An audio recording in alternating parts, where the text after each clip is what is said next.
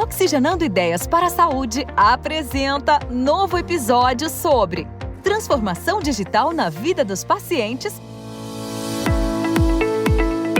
Olá, seja muito bem-vindo ao podcast Oxigenando Ideias para a Saúde. Eu sou Eduardo Mangione, CEO da ePharma, e convido você para se conectar às tendências e novidades junto aos protagonistas que estão transformando o mercado de saúde no Brasil. Hoje vamos falar de um tema muito interessante, mas ainda pouco conhecido e explorado, cujo potencial é enorme: a genética. Houve uma evolução significativa no sequenciamento genético no Brasil, mas os avanços dessa tecnologia ainda são limitados e a maior parte dos dados coletados se refere a perfis de pessoas brancas da Europa e dos Estados Unidos. Atualmente, a genômica é uma ferramenta fundamental para o desenvolvimento pleno da medicina de precisão. Entender nossas origens é essencial para avançarmos na cura de doenças e nos tratamentos mais adequados para cada tipo de organismo, os tratamentos personalizados. Nesse sentido, a GenT busca colocar o Brasil no mapa da pesquisa genômica. Essa plataforma une cientistas e empreendedores e pretende descobrir quem é o brasileiro e assim desenvolver medicamentos e tratamentos mais eficazes para as nossas doenças. Com a GenT, o Brasil pode finalmente alcançar seu potencial genético e fazer parte da medicina de precisão, a medicina individualizada. Para falar mais sobre esse projeto, vamos receber a Lígia da Veiga Pereira, CEO da Biotech GenT. Ela é uma geneticista renomada e professora de genética humana na Universidade de São Paulo, na USP, sendo considerada uma das principais cientistas brasileiras no campo da genética. Também tem doutorado em genética humana pelo Mount Sinai Graduate School em Nova York e há anos pesquisa o genoma humano e, por entender sobre a importância de aumentar a diversidade de genomas no mundo, decidiu fundar a GenT. Seja bem-vinda ao Oxigenando Ideias para a Saúde, doutora Lígia da Veiga. Olá, tudo bem? Tudo ótimo. Doutora, primeiro quero te agradecer por aceitar o convite e, para começar nosso bate-papo, queria falar um pouquinho sobre a sua trajetória. Como é que você iniciou sua carreira na área da saúde e por que decidiu pesquisar na genética? Olha, eu vim por um caminho bem tortuoso, né? Eu no ensino médio, eu era boa em matemática e física e achava na época biologia uma decoreba, aquela história da mitocôndria, do complexo de Golgi, aquelas coisas todas. Enfim, devo ter tido um professor que não foi muito inspirador, mas eu adorei genética. Genética, se você pensar, tem uma coisa um pouco cartesiana, né? O Azinho, o Azão, aí você tem 50% que um vai herdar e o risco, não sei o quê. Depois o DNA, o A com T, C com G, o DNA que faz o RNA e faz a proteína, e eu adorei aquilo, mas não o suficiente para fazer qualquer vestibular na área das biológicas, né? E aí fui para a área das exatas, fui fazer engenharia, na época fui fazer engenharia de computação. Comecei no terceiro ano da engenharia de computação, eu resolvi, porque olha só que interessante, né, o papel que os professores têm na nossa vida. E aí um professor muito querido de química, no meu terceiro ano do ensino médio, virou para a gente e falou um dia numa aula: fiquem de olho nesse negócio de engenharia genética, porque isso ainda vai dar o que falar. Eu estou falando aí dos idos de 1983. Nossa, que incrível, começando toda essa tecnologia de DNA recombinante e tal. De alguma maneira, ele plantou uma semente ali na minha curiosidade. Então, eu, no meu terceiro ano de engenharia, resolvi ir atrás de saber o que é isso. Esse negócio de engenharia genética, como é que eu faço para estudar isso?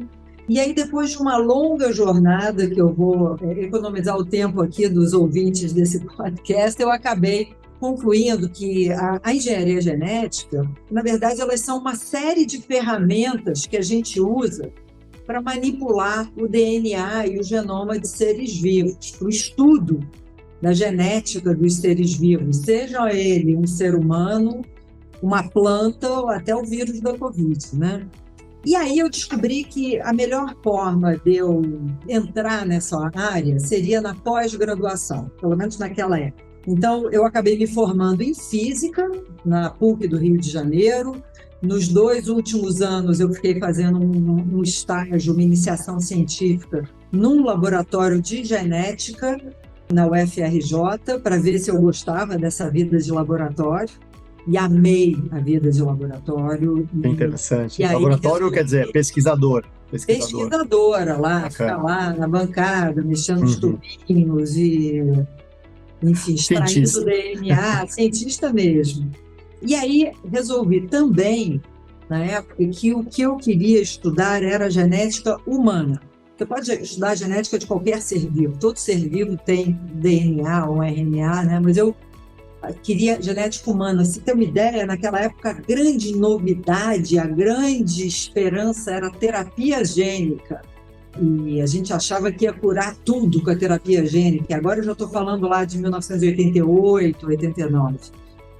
E aí eu apliquei para os Estados Unidos, lá para o Hospital Monte Sinai. Eles tinham um programa muito forte de doutorado nessa área, com vários pesquisadores, com projetos na área de terapia gênica. Fui aceita, e aí finalmente fui fazer uma formação, né, uma coisa formal em genética, que foi o meu doutorado. Fiquei 5 anos lá.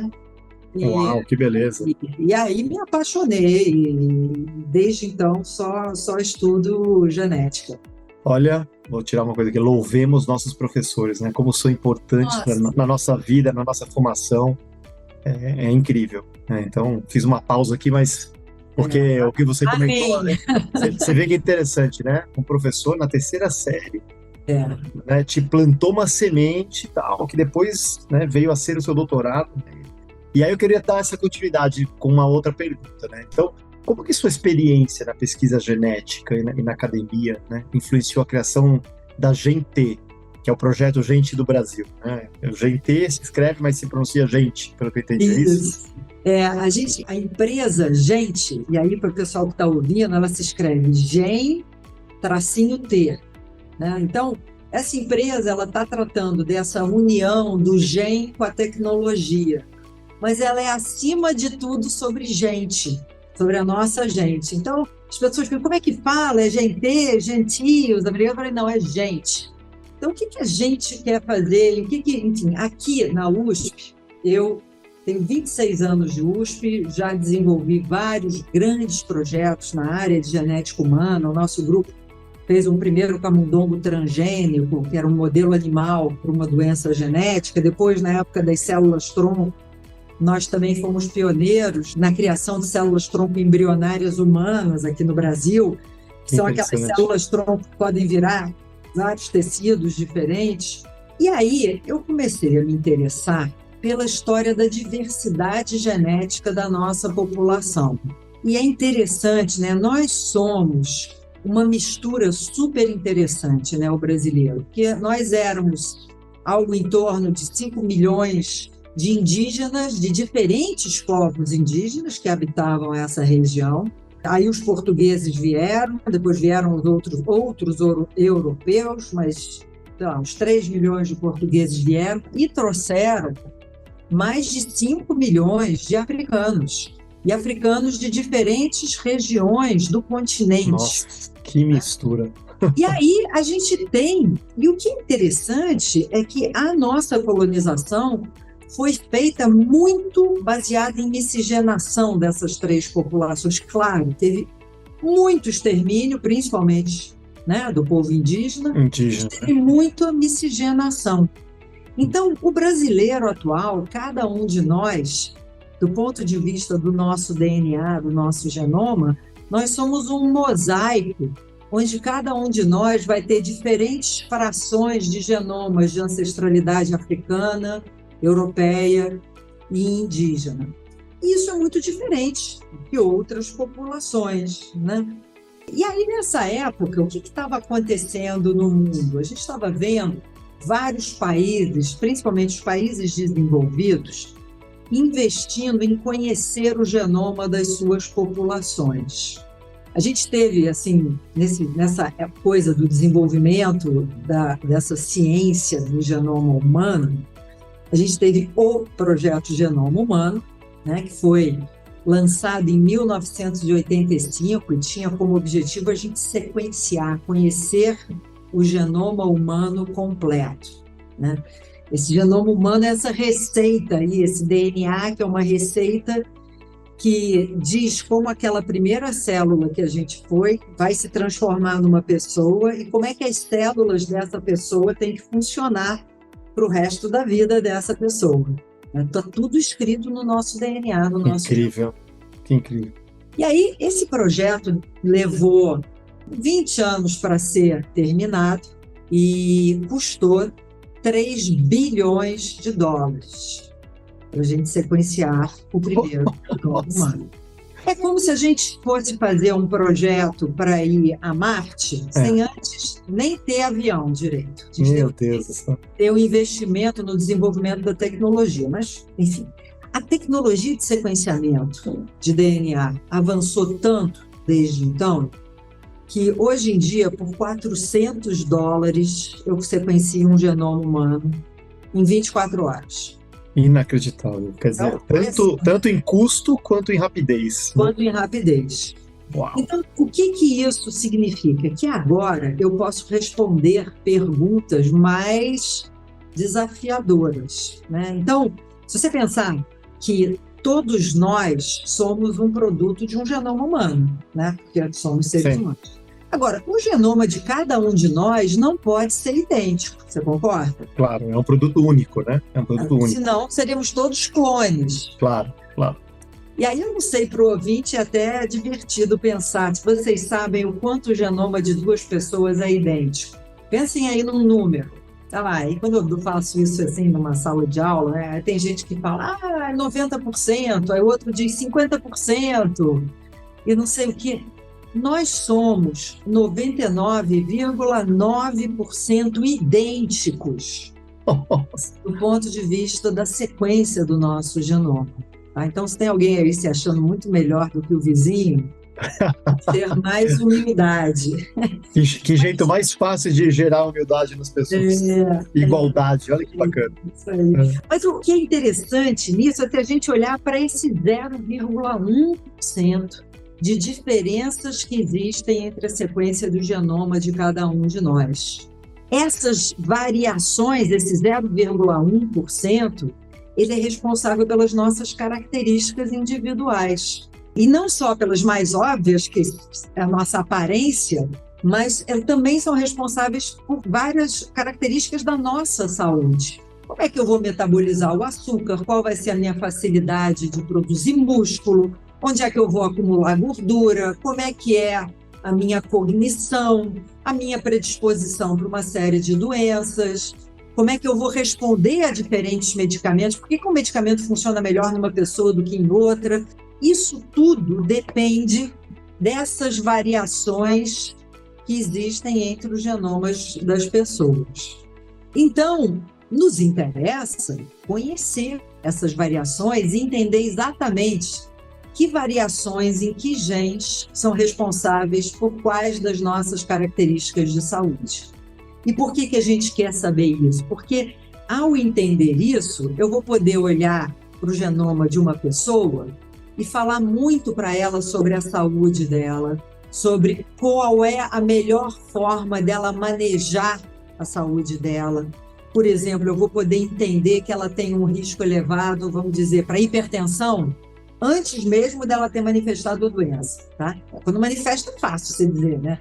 Mas antes eu já vou dizer para ela, olha, você tem uma genética aqui que te predispõe a isso, então você vai prestar atenção e vai se alimentar direito, não vai comer gordura, vai fazer muito exercício e você não vai fumar. Ninguém deve fumar, mas essa pessoa não pode fumar porque ela tem essa predisposição. Com isso, talvez ela nunca manifeste aquela hipertensão. Então, isso é o que a gente chama de medicina de precisão, que é uma medicina que leva em consideração o genoma do paciente para você poder fazer um manejo mais inteligente, mais preciso da saúde daquela pessoa. Tá? E provavelmente daí que vem o tratamento individualizado, né? O tão falado, né? Começa pelas diferenças genéticas, né? Interagindo com isso e depois, entendendo essas diferenças genéticas, você podendo formular uma solução que realmente talvez seja mais potencializada por um organismo específico, né? Por uma predisposição específica. Bacana. Perfeito, exatamente. E pelo que eu entendi da conversa, conhecer o genoma humano, ele possibilitou algo, como você comentou, diagnósticos precoces, talvez a prevenção de muita doença genética, né? Como é que o projeto Gente do Brasil se destaca das iniciativas anteriores? Tá ótimo. Bom, então, vocês entenderam, então, o poder da gente sequenciar e conhecer o genoma de populações, porque aí eu vou conhecer essas variações que existem entre os genomas das pessoas, eu conhecendo também dados sobre a saúde dessas pessoas e cruzando os dados genéticos com os dados de saúde, eu consigo descobrir, então, quais são os genes e as variações que estão influenciando cada uma das nossas características, tá? E a gente vem assistindo isso acontecer por aí, né? O pessoal, por exemplo, a Inglaterra já sequenciou 500 mil ingleses, Estados Unidos está com um projeto de sequenciamento de 1 milhão de pessoas lá, a China também. Enfim, você tem isso tudo acontecendo aí no mundo. E aí, de repente, a comunidade científica se deu conta que, apesar de ser maravilhoso, né, todo esse esforço para a gente conhecer a genética do ser humano, que a gente só estava estudando a genética de populações brancas, que 80% dos dados de genomas sequenciados e dos estudos que são feitos a partir de dados de populações que a gente chama de ancestralidade genômica europeia, populações brancas, né? Por quê? Porque isso é feito em países desenvolvidos, principalmente Estados Unidos e Europa, as populações desses países são brancas. Predominantemente branca. Então é isso. Então, aí tem também, né, uma grande fração asiática da China, porque a China virou uma potência em ciência também, mas fato é que isso não representa a diversidade da população mundial. Então, essa falta de diversidade desses dados de genomas humanos, né, essa coisa de ser só genoma de gente branca ou chinês, isso significa, primeiro, uma desigualdade no desenvolvimento dessa medicina de precisão, porque se a gente está aprendendo tudo aqui com genomas de gente branca, isso funciona melhor depois em gente branca. A gente sabe que quando a gente vai aplicar essas predições para pessoas com genomas de outras ancestralidades, você não tem a mesma precisão. E uma outra coisa super interessante que interessa aí para a indústria de farma é que esses dados de genomas humanos ajudam também a indústria no desenvolvimento de novos medicamentos, tá? Quando a gente descobre, por exemplo, que o gene W está envolvido com, sei lá, colesterol alto, a proteína que esse gene W faz, ela passa a ser um alvo para você desenvolver moléculas ou medicamentos para baixar colesterol. Então, a indústria de farma e biotech nos Estados Unidos e na Europa já vem usando esses dados todos de genomas humanos para acelerar o seu pipeline lá de desenvolvimento de novos medicamentos. E eles já sabem que quando eles incluem esses dados, né, o aprendizado que eles fazem a partir desses dados nos desenvolvimentos, eles dobram a chance daquilo virar um produto e eles diminuem muito o tempo de desenvolvimento, logo diminui o custo, né? Quer dizer, são as grandes dores de uma indústria farmacêutica. As grandes dores, exatamente. Sem dúvida. Né? Interessante. E uma dúvida, doutora Lígia, só para interromper, mas você está comentando que Estados Unidos está querendo chegar em 500 mil, China 1 milhão, eu não sei quanto que é o Brasil exatamente, mas existe alguém que está centralizando todo esse trabalho no mundo ou não? São trabalhos independentes? Eles são trabalhos independentes, mas existem esforços para ajudar pesquisadores a terem acesso a esses conjuntos de dados. Quanto mais gente estudando isso, melhor, né? Mas Exato. São independentes. Tá? Tá. Então, veja, do ponto de vista de inovação, você também não ter essa diversidade de genomas sequenciados, você está deixando de fazer achados que podem estar escondidos aí nos genomas africanos, nos genomas indianos, nos genomas brasileiros. né? Porque a gente tem variantes no nosso genoma aqui que são diferentes daquelas das populações brancas. E aí, quando a gente viu essa história da falta de diversidade nos estudos, eu falei, caramba, chegou a hora do Brasil. Se o Brasil tem alguma coisa a contribuir, é essa nossa diversidade, que eu já falei aqui para vocês, né? Essa nossa mistura de genomas indígenas, africanos, europeus. E aí eu comecei a estudar isso, ainda aqui na USP, com um projeto chamado DNA do Brasil, que tinha mesmo essa ideia de sequenciar os genomas de várias pessoas da nossa população, para a gente conseguir. Então, a gente conseguiu um apoio do Ministério da Saúde em 2019, e depois de muito esforço, a gente conseguiu sequenciar 4.000 genomas brasileiros, de pessoas, de brasileiros de várias regiões, do Amazonas até o Rio Grande do Sul. E foi muito legal, por um lado, olhar os resultados desses 4.000 genomas, porque eles confirmam o valor dos genomas brasileiros em termos de novidades. A gente encontra nessas grandes frações de genomas de ancestralidade africana e indígena milhões, literalmente milhões de variantes, de variações que ainda não foram descritas. Que interessante, que interessante. Não porque brasileiro seja marciano, mas é porque a gente só está sequenciando o DNA de europeu. O brasileiro é um pouco marciano, já sabe disso também. E doutora, mas qual que é a visão de mapeamento genético? A gente quer chegar em quanto? Assim... Então, veja, com esse projeto acadêmico e com o apoio do governo, a gente conseguiu esses 4.000, né? E foi muito bacana para a gente ver o valor desses genomas brasileiros.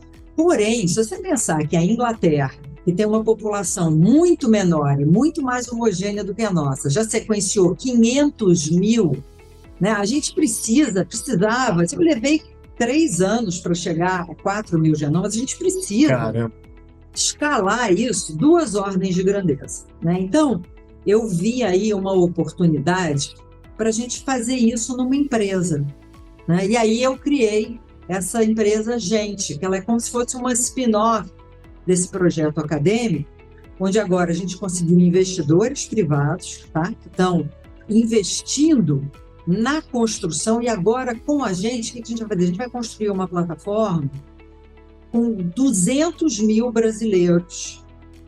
Uau. E a gente vai ter ali, a nossa meta é em 4 anos recrutar 200.000 brasileiros que vão compartilhar com a gente informações sobre a sua saúde e vão também doar sangue para a gente extrair DNA e sequenciar o seu genoma, para a gente então construir uma plataforma de pesquisa e inovação baseada na diversidade da população brasileira. Tá? E aí eu imagino que você vai devolver para as pessoas a informação genética mastigada, né? Isso, a gente vai poder devolver para esses participantes. Primeiro, quer dizer, qual é a proposta de valor para esses voluntários, né, compartilharem com a gente isso tudo? Essas pessoas vão receber um check-up gratuito, a gente vai analisar a saúde delas uma vez por ano. Faz exame de sangue, mede pressão, faz uma porção de coisas, né? E a gente devolve toda essa informação para ela. E à medida em que a gente for sequenciando esse DNA e fazendo análises e conseguindo fazer achados que tenham importância para a saúde dessa pessoa, ela também vai receber isso de volta.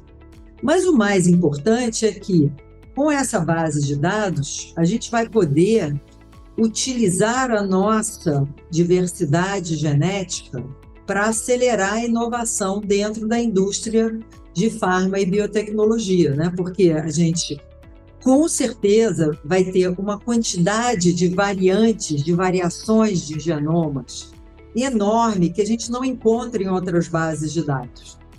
E essas variações inéditas podem sempre ser uma informação valiosa no desenvolvimento de um novo fármaco. Doutora Lígia, me parece um pouco até com o plano americano, aquele 23andMe. É parecido? A tese é parecida? Você acha que é mais ou menos a mesma linha? A 23andMe, e você tem outras empresas dessas de testes direto ao consumidor, né? Eles começam muito diferente. Então, eles começam oferecendo um serviço para as pessoas que queiram saber a sua ancestralidade. É uma coisa de genética recreativa, né? Então, isso é um serviço pago. Você paga lá, não sei se são $100, quanto é, você cospe num tubinho, manda para eles, e aí eles devolvem para você a sua ancestralidade. Eles fazem uma análise, eles não sequenciam o genoma completo. Eles analisam 800 mil marcadores no genoma. Isso é suficiente para dar algumas informações, por exemplo, a sua ancestralidade. Tá?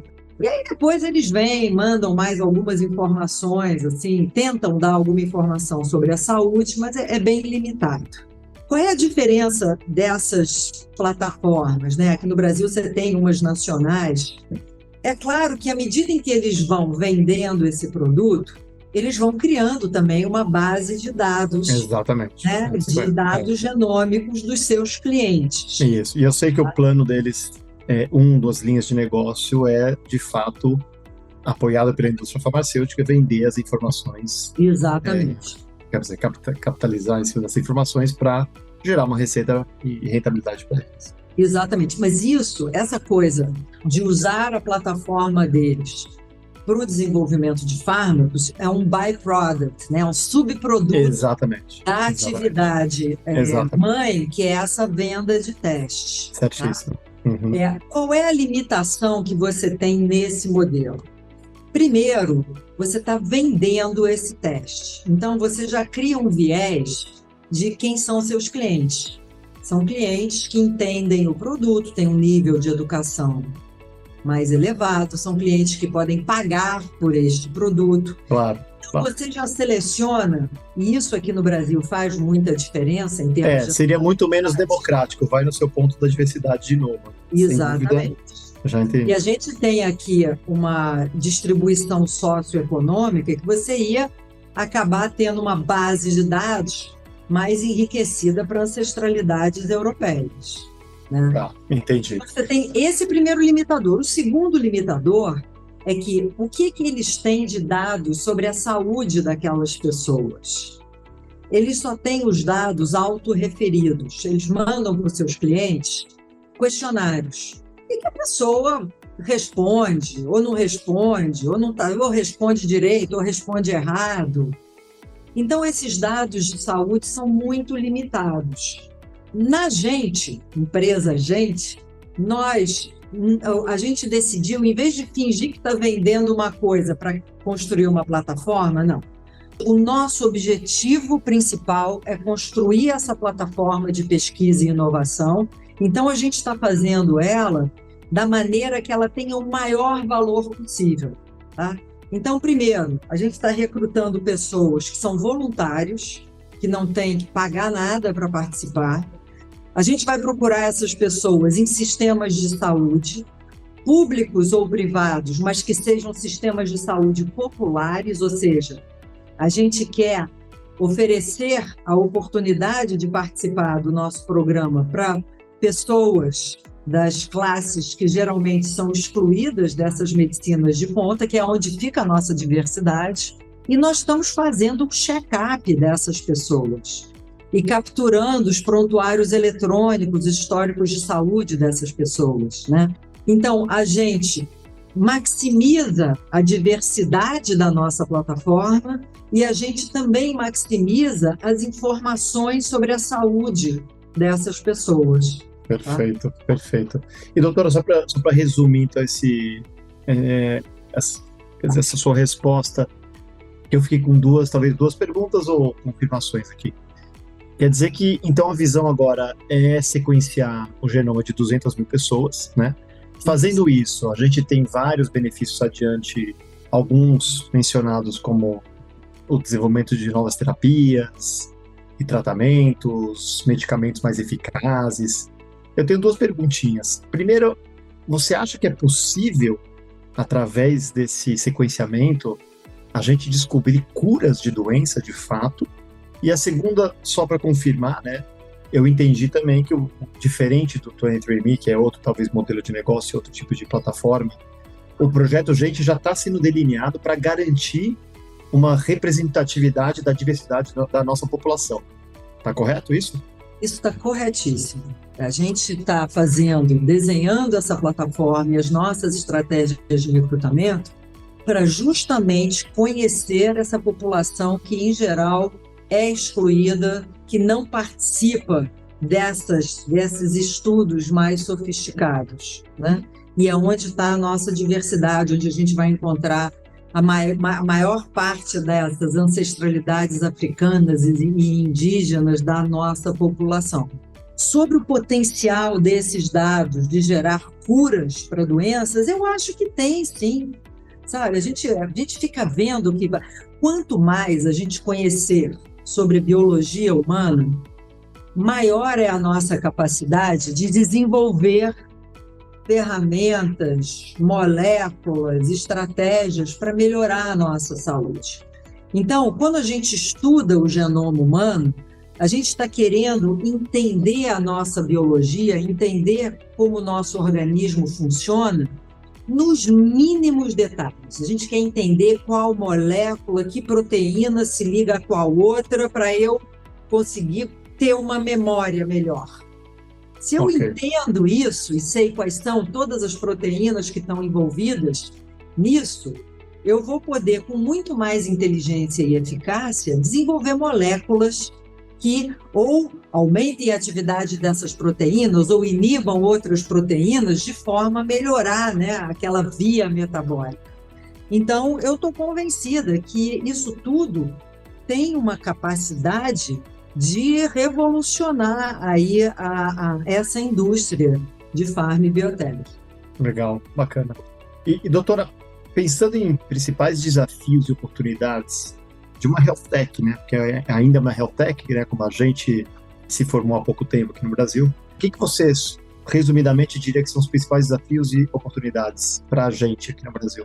Olha, eu acho que um desafio muito grande é essa coisa do venture capital aqui no Brasil, do capital de risco, os fundos de capital de risco. No Brasil, a gente ainda tem a turma que se diz, né, investidor de capital de risco, é risco, mas nem tanto. E, né, os Estados Unidos e a Europa, eles estão acostumados a investir. Tem uma empresa agora nos Estados Unidos que levantou $100 milhões para estudar, e ela é baseada na seguinte hipótese: a gente vai estudar o genoma dos morcegos, porque os morcegos têm características biológicas interessantíssimas, e a gente acha que a partir do genoma do morcego a gente vai conseguir gerar conhecimentos que vão levar ao desenvolvimento de medicamentos melhores para o ser humano. Olha, que interessante. Os caras conseguiram levantar $100 milhões para fazer isso. Imagina quando é que isso vai estar gerando receita. Quanto tempo para isso estar gerando receita? É longuíssimo. Anos e anos. Então, aqui no Brasil, a experiência que a gente teve até agora é que todo mundo acha incrível, lindo, importantíssimo, mas quer esperar um pouquinho até a gente ter alguma receita, entendeu? Então, esse comecinho, a gente está dependendo desses investidores, desses nossos primeiros investidores, que são pessoas mais visionárias, que são pessoas que entendem melhor essa aventura do capital de risco, né? Então, esse é um desafio grande que a gente tem. Por outro lado, a gente tem uma oportunidade incrível, porque a gente tem essa vantagem competitiva, que é a diversidade da nossa população. Então, eu posso ter um cara dos Estados Unidos fazendo uma coisa parecida, outro que tem toda a tecnologia e o dinheiro, mas ele não vai ter lá a diversidade que existe aqui. Ou o cara na Índia fazendo isso. Ótimo, lá na Índia ele vai ter uma diversidade, mas é diferente da que tem aqui.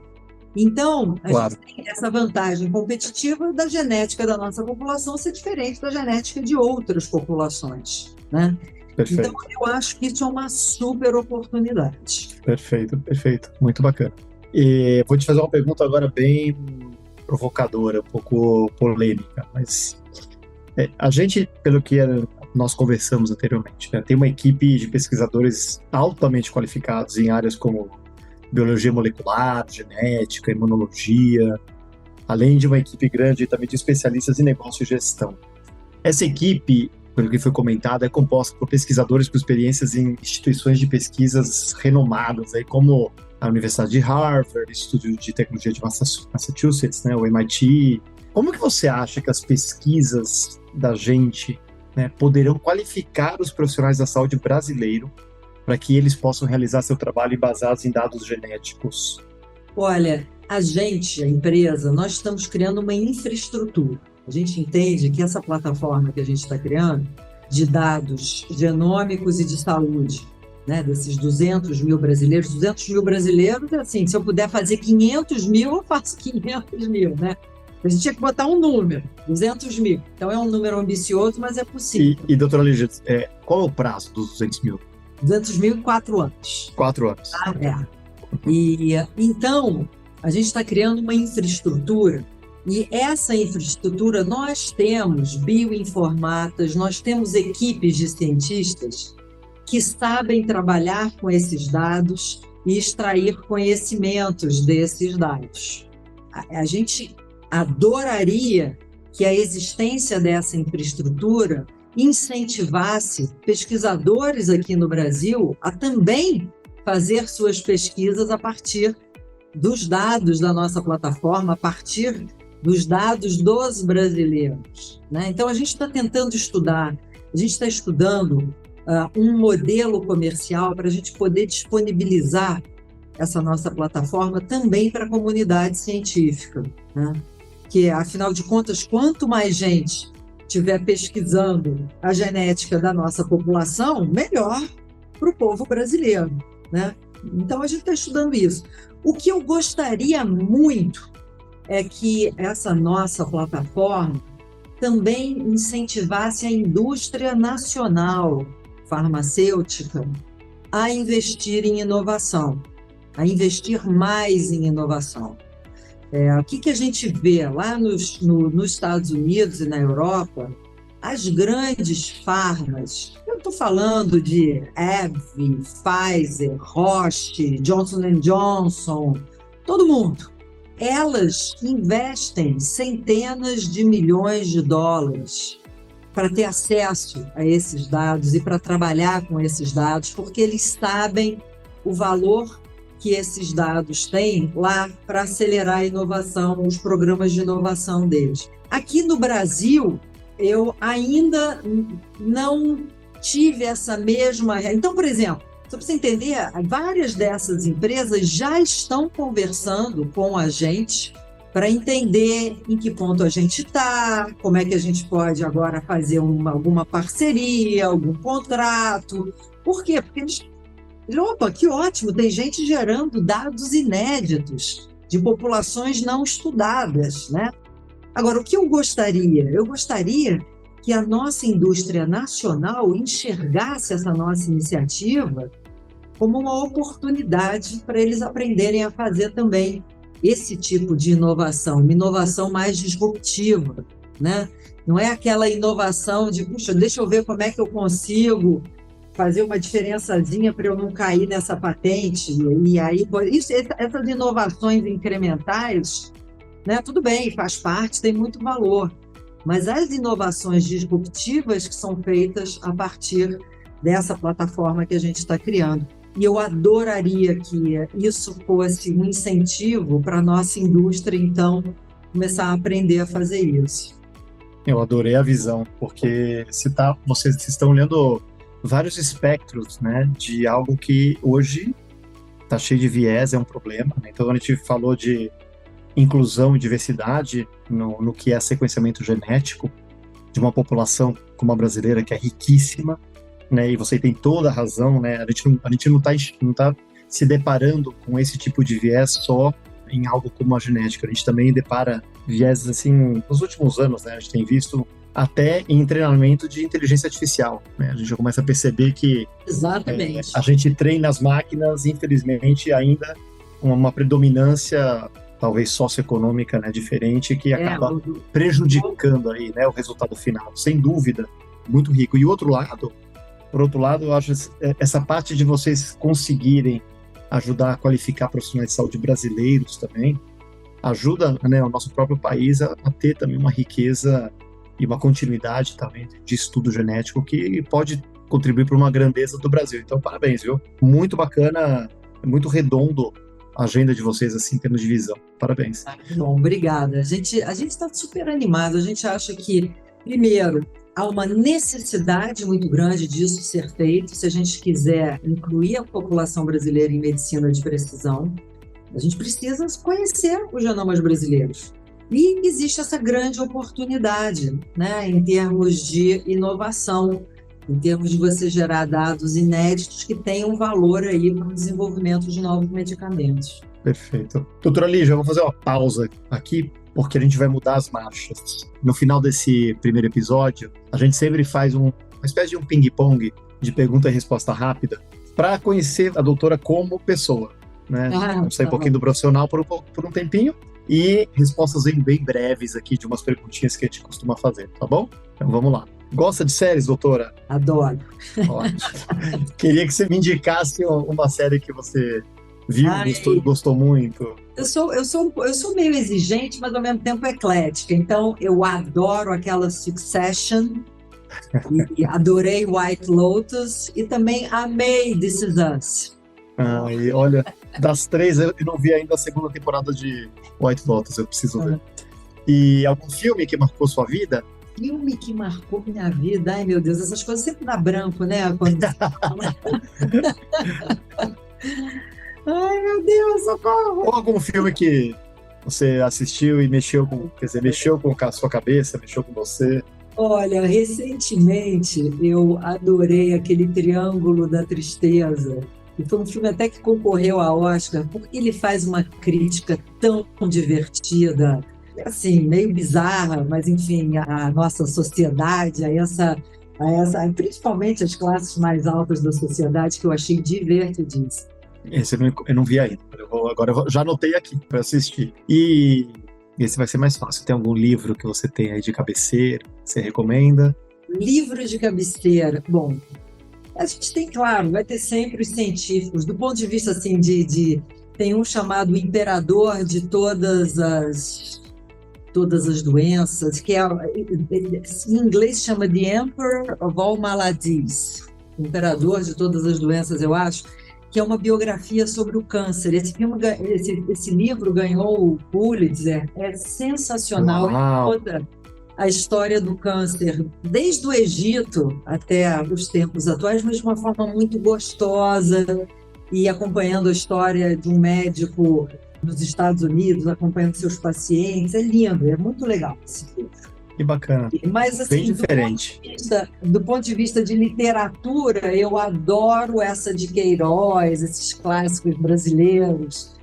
Durante a pandemia, eu resolvi ler O Cortiço. O Cortiço. Eu tinha lido na escola. Exatamente, leitura obrigatória.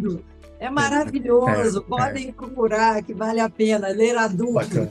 Bacana. E última perguntinha. Escolha um dos dois, Human ou Tech, e por quê? Human. Eu acho que Human, primeiro, a nossa diversidade. Somos o criador do Tech, né? Tech não existiria sem o Human. E a natureza humana, a diversidade humana, eu acho linda, e eu acho ainda as ciências humanas, Eduardo, o nosso maior desafio. É muito mais fácil a gente criar um chat GTP ou a gente mandar um robô teleguiado para Marte e trazer de volta, do que a gente resolver os conflitos humanos, seja na Ucrânia, na Palestina, né, nas nossas comunidades aqui no Brasil. Então, eu acho que o humano é muito mais complexo do que o tech. Gostei, excelente resposta, muito boa resposta. E qual que é o maior desafio na saúde? Eu acho que um enorme desafio na saúde é a gente ter uma saúde digna para todos, sabe? A gente fica falando aí dessa saúde, eu volta e meia vou dar aula sobre célula-tronco ou sobre o genoma e o DNA, e aí as pessoas falam, nossa, Mas quem é que vai ter acesso a essa medicina de ponta? E teve até aquele escritor, né, aquele autor do Sapiens, que ele fala no livro dele, no Homo... Aliás, Sapiens é um ótimo livro. No Homo Deus, ele fala que nós estamos criando os super-humanos. Nós já somos super-humanos, Eduardo. Se você comparar o acesso à saúde que eu tenho, que você tem, com acesso à saúde que as pessoas de outras classes sociais menores, que a maioria da nossa população tem, né? Vai olhar como é que é a sua pele, o seu dente, né? Nós já somos super-humanos, essa desigualdade já existe no acesso à medicina atual.